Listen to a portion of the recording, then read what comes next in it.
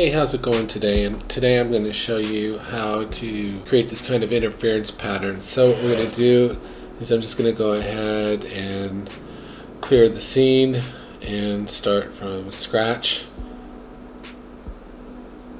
So I'm just going to go into geometry, ground plane, and just go OK.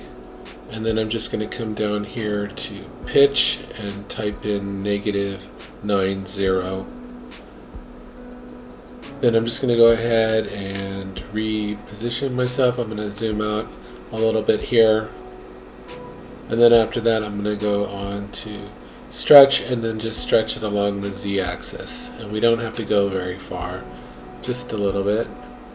And then what we can do is just on position, just drag this up on the Y and kind of rest it on the ground. It doesn't have to be perfect. This is one of those projects where it doesn't have to be perfect. And then I'm just going to go ahead and zoom in here a little bit and reposition myself. Not zooming in too far, but just enough to kind of get a good look at things. Now we're going to jump into the, well, let me go ahead and match my camera perspective here and go into VPR. And then we're going to go ahead and go into the surface editor, edit node graph, checkerboard 2D, and I do this all the time. I'm going to switch this to white just so it has more contrast and go OK. And we'll put color into color, and we'll double click that, and I'll minimize that, kill that screen, and let's see. We want to be on planar mapping, not on the Y but on the X. And then what we'll do is we'll go into the U tiles and just go ahead and type in 10. If you type in 20, it'll make even more rows, but 10's good enough for our purposes. And then we can just kill that screen. And then what we're going to do is just zoom in here. We're just going to zoom into the point where we're filling the screen. And there we go. And then we're just going to drag that all the way down to 120. And depending which way you want this to go, you can adjust the Y either up or down. So let's say we want this to move down, so we'll just decrease the value here.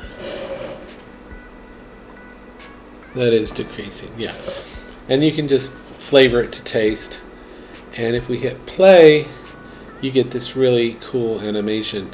Now this is actually has a lot of application for 2D graphics, and once you start adding other elements to the composite, we can really create some really super cool stuff pretty easy. So now what I'm going to do is I'm just going to go ahead and then you go ahead and render this out.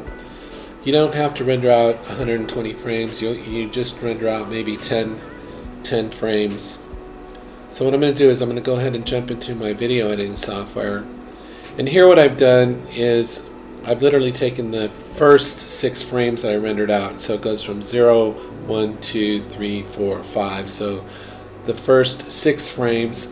And to me, I didn't need to render it all out. The one in the second is like an MP4 sequence of that. So I have that sequence, and I just have drug it down on the timeline here and just copied and pasted and duplicated it. And if I hit play, of course you can see the interference pattern. So this is just a real quick and easy way to create something that's actually kind of cool. You could use this on a television set or maybe a computer screen to show it glitching up. It's just something real cool and easy to do. And there's another application for this, and I'll show you how to do that on another video. So anyway, I appreciate you guys watching this video, and I will talk to you guys next time. Everybody stay safe and take care.